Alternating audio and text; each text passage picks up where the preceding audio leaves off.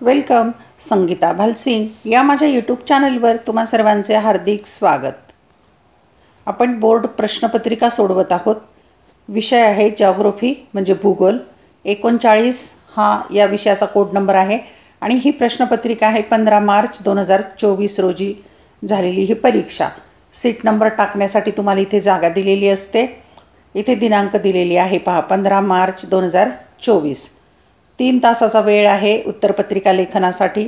प्रश्नपत्रिकेचे 7 pages आहेत आणि 80 गुणांची ही प्रश्नपत्रिका आहे.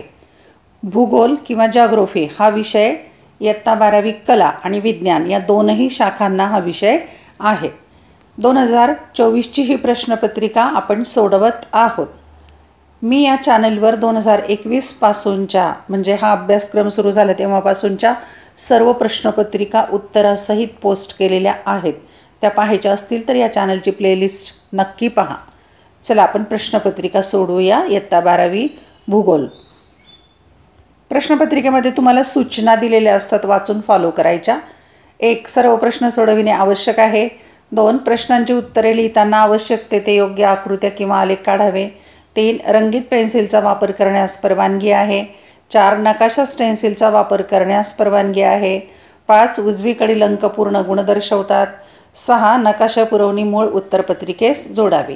आणि आणखी एक महत्त्वाची सूचना, नवीन प्रश्न नवीन पानावर लिहायचा म्हणजे तुमची उत्तरपत्रिका नीटनेटकी दिसेल. जे प्रमुख प्रश्न आहेत ते एकाखाली एक लिहायचे नाहीत. या प्रश्नपत्रिकेमध्ये एकूण 7 प्रश्न आहेत. 7 प्रश्नांची उत्तरं एका व्हिडिओमध्ये घेतली तर खूप मोठा व्हिडिओ होईल, म्हणून मी त्याचे 3 भाग केलेत. पहिल्या भागात 3 प्रश्न सोडवलेत, 1 ते 3 म्हणजे पहिला, दुसरा आणि तिसरा. हे व्हिडिओ लेक्चर या चॅनलच्या प्लेलिस्टवर जाऊन पाहू शकता. आज आपण भाग क्रमांक 2 मधील 4था 5वा प्रश्न सोडवणार आहोत आणि लवकरच तिसऱ्या भागातला 6वा 7वा प्रश्न मी सोडवणार आहे. ते व्हिडिओ पाहायचा असेल किंवा मी केव्हा व्हिडिओ पोस्ट केला याचं नोटिफिकेशन हवं असेल तुम्हाला तर चॅनल सबस्क्राईब करा, म्हणजे मी इकडे व्हिडिओ पोस्ट केला की यूट्यूब तुम्हाला नोटिफिकेशन पाठवतं. चला तर पाहूया भाग क्रमांक 2 मधील 4था आणि 5वा प्रश्न सोडवू आपण. उत्तरे कशी लिहायची ते तुमच्या लक्षात येईल. प्रश्न क्रमांक 4. प्रश्न एकूण 11 गुणांचा आहे आणि त्यातला अ प्रश्न आहे 6 गुणांचा आणि ब 5 गुणांचा. अ प्रश्न पाहूया. दिलेल्या जगाच्या नकाशात पुढील माहिती भरा. कोणतीही 6. 8 बाबी विचारल्या आहेत, त्यातल्या 6 लिहायच्या आहेत तुम्ही आणि सूचना दिली सूची आवश्यक म्हणजे नकाशात बाबी दाखवल्या की त्याची सूची पण तुम्ही तयार करायची आहे, हे लक्षात घ्या. 1. ऑस्ट्रेलियातील जास्त लोकसंख्येचा प्रदेश. 2. भारतातील सर्वाधिक लिंग गुणोत्तर असलेले राज्य. 4. डॉगर बँक मत्स्य क्षेत्र. 4. दक्षिण आफ्रिकेतील एक औद्योगिक प्रदेश किंबर्ले. 5. पंचमहासरोवराजवळील औद्योगिक प्रदेश. 6. सागरी वाहतुकीत क्रांतिकारक बदल करणारा सुएझ कालवा. 7. भारतातील एक आंतरराष्ट्रीय विमानतळ मुंबई. आणि 8. पनामा सामुद्रधुनी. आता आपण या बाबी नकाशात दाखवू. तुम्ही सूची पण तयार करायची आहे. 1. ऑस्ट्रेलियातील जास्त लोकसंख्येचा प्रदेश दाखवायचा आहे. मी क्रमांक टाकले, तुम्ही असे क्रमांक न टाकता ते सूचीमध्ये जसे तुम्ही चिन्ह दाखवलेले आहेत तसे त्यांनी रंगवा. इथे आहे ऑस्ट्रेलिया, तो 1 क्रमांक. 2. भारतातील सर्वाधिक लिंग गुणोत्तर असलेले राज्य, ते आहे केरळ राज्य, 2 क्रमांकाला दाखवले. 3 क्रमांक डॉगर बँक मत्स्य क्षेत्र या बाजूला आहे. 4. दक्षिण आफ्रिकेतील एक औद्योगिक प्रदेश किंबर्ले, इथे आहे दक्षिण आफ्रिकेच्या टोकाला. नंतर 5वं विचारलेले आहे पंचमहासरोवराजवळील औद्योगिक प्रदेश, तो उत्तर अमेरिकेच्या बाजूला आहे. नंतर 6. सागरी वाहतुकीत क्रांतिकारक बदल करणारा सुएझ कालवा, तो इथे आहे. 7. भारतातील एक आंतरराष्ट्रीय विमानतळ मुंबई. नंतर 8. पनामा सामुद्रधुनी, ती इथे आहे. अशा प्रकारे बाबी दाखवायच्या आणि याची सूची पण तयार करायची आहे आणि या बाबी चिन्हांच्या सहाय्याने दाखवा. मी मात्र फक्त माहितीसाठी अंक दाखवलेले आहेत. प्रश्न क्रमांक ब आहे. खालील दिलेल्या नकाशाचे वाचन करून त्यावरील प्रश्नांची उत्तरे लिहा. 5 गुण आहेत. आता इथे प्रौढ साक्षरता दर वर्ष 2016 मधला प्रमाण दिलेलं आहे. इथे देशाची नावं आहेत उत्तर आफ्रिका आणि पश्चिम आशिया. मग हे पुरुषांचं प्रमाण आहे आणि हे स्त्रियांचं प्रमाण आहे. इथे पुरुष आणि स्त्री नाव लिहिलं आहे. आता हे त्याच काळामधलं दक्षिण आशियामधलं पुरुषांचं प्रमाण आणि स्त्रियांचं प्रमाण. पुढे सहारा वाळवंटाच्या दक्षिणेकडील आफ्रिकी देशांचं प्रमाण दिले पुरुषांचं आणि स्त्रियांचं, आणि ते सूची पण दिलेली आहे पहा. आता या साक्षरतेच्या दरावर काय प्रश्न आहेत ते आपण आता पाहूया. प्रश्न क्रमांक पहिला, कोणत्या देशाचा स्त्री प्रौढ साक्षरता दर खूप कमी आहे? त्याचं उत्तर आहे दक्षिण आशिया. 2, दिलेल्या 3 प्रदेशात प्रौढ साक्षरता दरात पुरुषांची टक्केवारी अधिक असण्याचे कारण काय असावे? त्याचं उत्तर आहे पुरुष प्रधान संस्कृतीमुळे पुरुषांची टक्केवारी साक्षरतेची जास्त आहे. 3, 2016मधील प्रौढ साक्षरता दरात सहारा वाळवंटी प्रदेशात स्त्री पुरुष टक्केवारी कमी का आहे?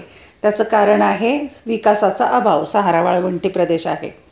4, आलेखातील स्त्री प्रौढ साक्षरता दराविषयी तुमचं मत लिहा किंवा स्वमत लिहायचं की जे नकाशामध्ये किंवा स्तंभलेखात जे देश दाखवलेले आहेत तिथे पुरुषांची साक्षरता जास्त आहे, स्त्रियांची कमी आहे. कारण मुळातच समाजामध्ये स्त्रियांचं दुय्यम स्थान आहे. जगातल्या बहुतेक देशांच्यामध्ये पुरुषप्रधान संस्कृती आहे. त्यांना शिक्षणाचा अभाव, आरोग्याच्या सुविधा नाही, अशा अनेक कारणांच्यामुळे टक्केवारी त्यांची साक्षरतेची कमी आहे. आणखी माहिती तुम्ही लिहू शकता. आलेखातील कोणता देश सामाजिकदृष्ट्या प्रगत असेल? त्याचं उत्तर आहे उत्तर आफ्रिका, पश्चिम आशिया. प्रश्न क्रमांक 5 सुरू होतोय. खालीलपैकी संक्षिप्त टिपा लिहायच्या. कोणत्याही 3, 5 विचारल्यात, 3 लिहायच्या, 12 गुण. म्हणजे 1 टिपा लिहायला 4 गुण. म्हणजे या प्रत्येक प्रश्नामध्ये निदान 4 ते 5 मुद्दे आले पाहिजेत, तेव्हा 4 गुण मिळतील. 1, नागरी वस्त्यांचे कार्याधारित प्रकार. 2, स्थानमुक्त उद्योग. 3, व्यापारातील वाहतुकीची भूमिका. 4, भारतातील प्रादेशिक असमतोल कमी करण्याचे धोरण. आणि 5, भूगोलातील आधुनिक कल. आपण 5ही प्रश्नांची उत्तरं पाहूया. त्यातला पहिला प्रश्न, नागरी म्हणजे शहरीपण असा शब्द येऊ शकतो. नागरी वस्त्यांचे कार्याधारित प्रकार. उत्तर, शहरी वस्त्यांमध्ये विविध प्रकारची कार्ये चालतात. काही वस्त्या विशिष्ट कार्यामुळे उदयास आलेल्या आहेत. कार्यावरून नागरी वसाहतीचे म्हणजेच शहरी वसाहतीचे खालील प्रकार पडतात. क्रमांक 1, प्रशासकीय नगरे. ज्या नागरी वसाहतीत राजधान्या, प्रशासकीय कार्यालये असतात व ज्या नागरी केंद्रांचे प्रशासन व प्रशासकीय सेवा पुरवणे हे महत्त्वाचे काम असते, त्या नागरी केंद्रांना प्रशासकीय शहरे असे म्हणतात. राज्याची व राष्ट्राची राजधानी, जिल्ह्यांची मुख्यालये ही प्रशासकीय केंद्र असतात. उदाहरणार्थ मुंबई, दिल्ली भारतातलं, मॉस्को रशियामधलं, वॉशिंग्टन संयुक्त संस्थानामधलं, ही प्रशासकीय शहरांची उदाहरणं. 2, धार्मिक शहरे. काही शहरांची निर्मिती धार्मिक कारणामुळे होते. मंदिर, मस्जिद, चर्च, गुरुद्वारा इत्यादी धार्मिक केंद्रामुळे शहरे निर्माण होतात. अशा भागात धार्मिक कार्य, पूजा अर्चा व त्यांच्याशी संलग्न अनेक कार्य चालतात. उदाहरणार्थ शिर्डी, तिरुपती, पंढरपूर हे भारतातले, मक्का मदिना अरबस्तानातलं, व्हॅटिकन सिटी हे धार्मिक शहर युरोपातलं. 3, औद्योगिक शहरे. औद्योगिक क्रांतीनंतर कारखानदारीचा विकास जगात मोठ्या प्रमाणावर झाला. ज्या ठिकाणी कारखाने विकसित झाले तेथे नागरी वसाहती उदयास आल्या. औद्योगिकीकरणामुळे शहरांचा विकास झालेला दिसून येतो. उदाहरणार्थ जमशेदपूर, रूरकेला इत्यादी हे भारतातली औद्योगिक शहरे आहेत. क्रमांक 4, लष्करी केंद्रे. निसर्गतः किंवा भौगोलिकदृष्ट्या सुरक्षित ठिकाणी लष्करी कार्यालयाची निवड केली जाते. ज्या नागरी वसाहतीत लष्करी कार्यालये, प्रशिक्षण केंद्र, छावण्या, शस्त्रास्त्र निर्मिती इत्यादी लष्करी खात्याशी निगडीत कार्य चालतात त्यांना लष्करी केंद्रे असे म्हणतात. उदाहरणार्थ भारतात बेळगाव, खडकी इत्यादी. 5, राजकीय शहरे. राजकीयदृष्ट्या महत्त्वाच्या नेत्यांचे मतदारसंघ यांचा समावेश राजकीय शहरांमध्ये करण्यात येतो. भारतात पंतप्रधान तसेच राज्यांच्या मुख्यमंत्र्यांचे मतदारसंघ महत्त्वाचे असतात. उदाहरणार्थ वाराणसी, बारामती, नागपूर, गांधीनगर, अमेठी, रायबरेली इत्यादी. 6, सांस्कृतिक केंद्र. लोककला, उत्सव, कलाकृती, सांस्कृतिक कार्य, शैक्षणिक कार्य या दृष्टीने कार्य करणाऱ्या नगरांना सांस्कृतिक नगरे असे म्हणतात. उदाहरणार्थ हॉवर्ड संयुक्त संस्थानामधलं, केम्ब्रिज ग्रेट ब्रिटनमधलं, पुणे नालंदा भारतातलं. क्रमांक 7 पर्यटन केंद्रे. काही शहरांना जगातील अनेक लोक विविध कारणांमुळे भेटी देतात. थंड व आल्हाददायक हवामान, आकर्षक सागर किनारे, धबधबे, बर्फाच्छादित शिखरे इत्यादी कारणांमुळे अनेक लोक काही शहरांकडे आकर्षित होतात. त्यामुळे पर्यटन व्यवसाय विकसित होतो. त्या ठिकाणी लॉजिंग, बोर्डिंग, हॉटेल, गाईड, दुकानदारी यासारखी कार्ये चालतात.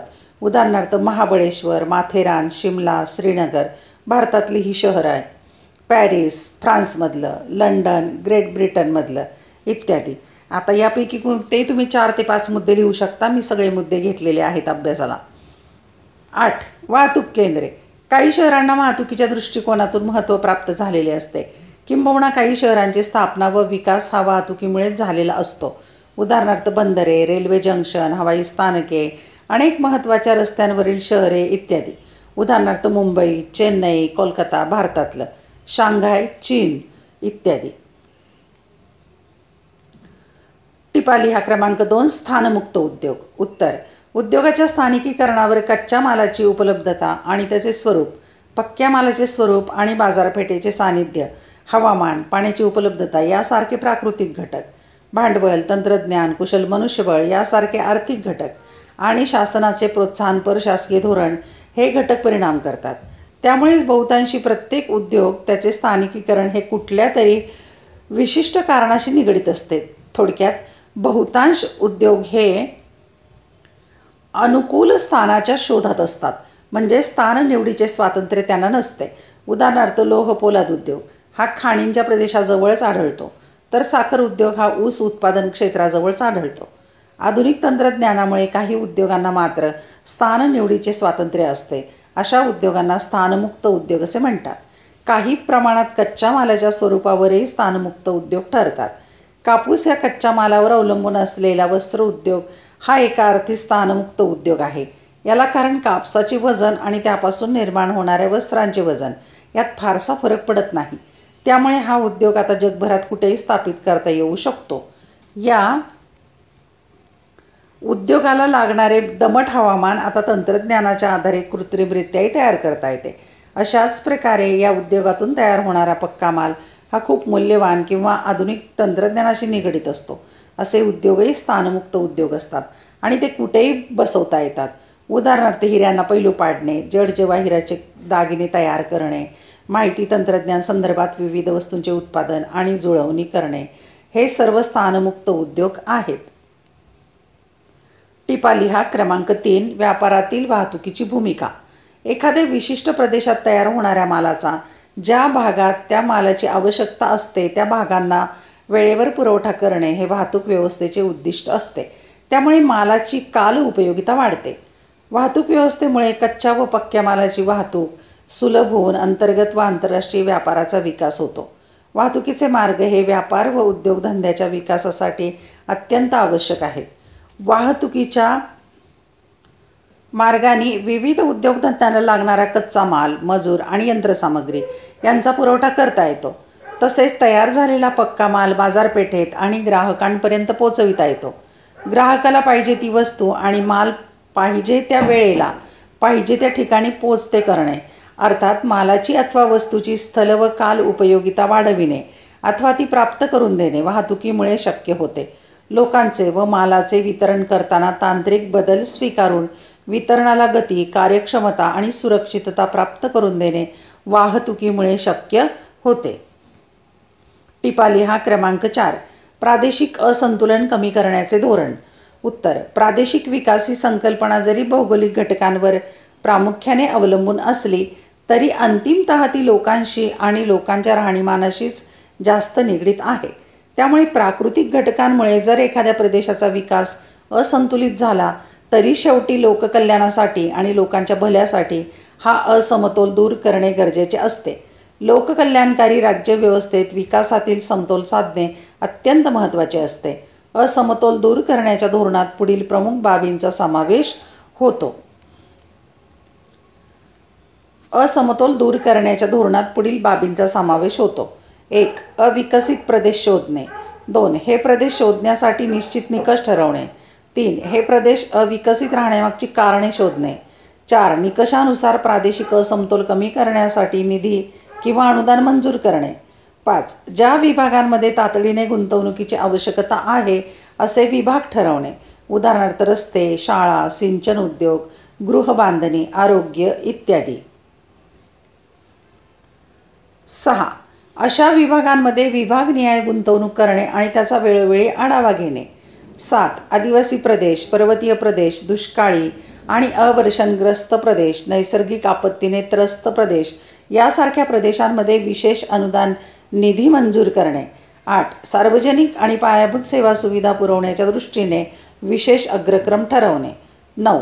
आणि संपूर्ण देशाचा संतुलित विकास होईल या दृष्टीने आवश्यक तेव्हा उद्योगांचे व अन्य व्यवसायांचे विकेंद्रीकरणाचे धोरण ठरवणे आणि राबवणे. टिपा लिहा. क्रमांक 5. भूगोलातील आधुनिक कल. उत्तर. भूगोल तज्ज्ञ भौगोलिक घटकांचे स्पष्टीकरण कार्यकारण भावाच्या चौकटीतच करतात. मात्र हे स्पष्टीकरण करण्यासाठी आधुनिक पद्धतीने अधिक सखोल सर्वव्यापी माहिती संकलन आणि विदा विश्लेषण यांची गरज पडत आहे. त्यासाठी विविध प्रतिमानांचा वापर करून अंदाज वर्तवण्याचे कार्यही भूगोल तज्ज्ञ करीत आहेत. याच प्रक्रियेत भूगोलाच्या विविध आंतरशास्त्रीय शाखांच्या कक्षाही विस्तारत असून भूगोलाचे स्वरूप अधिकच गतिशील होत आहे. भूगोलाच्या अभ्यासात आता नवनवीन तंत्रज्ञानाची भर पडत आहे. दृकश्राव्य माध्यमे, माहिती तंत्रज्ञान, संगणक प्रणालीचा यथायोग्य वापर, विदा विश्लेषण, माहिती स्रोतांचा विस्तार, सादरीकरण व त्यातील नाविन्य या सर्वांचा आता मुक्तपणे वापर करण्यात येत आहे. भौगोलिक माहिती प्रणाली म्हणजे GIS, भौगोलिक स्थाननिश्चिती प्रणाली म्हणजे GPS या आधुनिक तंत्रज्ञानाचा वापर करून आता नकाशेही बनवले जातात. थोडक्यात भूगोलाच्या अभ्यासकाला आता संगणकाचे अतिरिक्त ज्ञान आणि कौशल्य माहीत असणे आवश्यक आहे. या सर्वांचा एक परिणाम म्हणून भूगोल या मूळ ज्ञानशाखेचे स्वरूप बदलत असून ते आता अधिकाधिक उपयोजित भूगोल ज्ञानशाखा म्हणून उदयास येत आहे. उपयोजित भूगोलामध्ये भूगोलातील अभ्यास विषयाच्या सर्व घटकांचा भविष्यकालीन उपयोग करणे आणि अंदाज वर्तवणे याकडे कल वाढत आहे. या सर्वांचा एक परिणाम म्हणून आता उपयोजित भूगोल अशी एक नवीन ज्ञानशाखा वेगाने विकसित होत आहे. या ज्ञानशाखेत गणितीय प्रतिकृती, संगणकीय प्रतिकृती यांचा वापर करून तसेच प्रगत सांख्यिकीय तंत्र आणि संगणक प्रणाली यांचा वापर करून हवेची स्थिती, हवामान बदल, समुद्र पातळीतील बदल, पर्यावरणातील बदल, प्रदूषण, मृदा अपक्षरण, निर्वनीकरण, आकारांची भविष्यकालीन निर्मिती या प्राकृतिक भूगोल विषयक घटकात विशेषत्वाने वापर केला गेला आहे. अशाच प्रकारच्या आधुनिक तंत्रज्ञानाचा वापर करून भविष्यकालीन लोकसंख्या वृद्धी आणि गणता, भूमी उपयोजन, शेती करण्याचे प्रमाण, लोकसंख्येचे स्थलांतर, लोकसंख्येचे प्रारूप, औद्योगिकीकरण, शहरीकरण, झोपडपट्ट्यांचे व्यवस्थापन अशा विविध मानवी भूगोल अभ्यास विषयातही आधुनिक तंत्रज्ञानाचा वापर वाढत आहे. अशा प्रकारे अतिशय गतिमान बदल होत असणाऱ्या या विषयात विद्यार्थ्यांना आपले भवितव्य घडवण्यासाठी विविध आकर्षक पर्यायही उपलब्ध होत आहेत. त्यामुळेच विद्यार्थ्यांना भूगोल विषयातील मूलभूत घटकांच्या सखोल ज्ञानासह काही कौशल्य आत्मक ज्ञानही आत्मसात केल्यास त्यांच्या संयोजनातून भविष्यकालीन रोजगाराच्या तसेच स्वयंरोजगाराच्या अनेकविध संधींचा खजिना भूगोल विषयाच्या माध्यमातून उपलब्ध होऊ शकतो. पुढील व्हिडिओ लेक्चरमध्ये आपण 6वा आणि 7वा प्रश्न सोडवणार आहोत. धन्यवाद. व्हिडिओ लेक्चर आवडल्यास चॅनल सबस्क्राईब करा, बेल आयकॉन प्रेस करा म्हणजे मी नवीन व्हिडिओ पोस्ट केल्याचं नोटिफिकेशन तुम्हाला मिळेल. आवडलेले व्हिडिओ लाईक, कमेंट, शेअर जरूर करा. अभ्यासासाठी शुभेच्छा.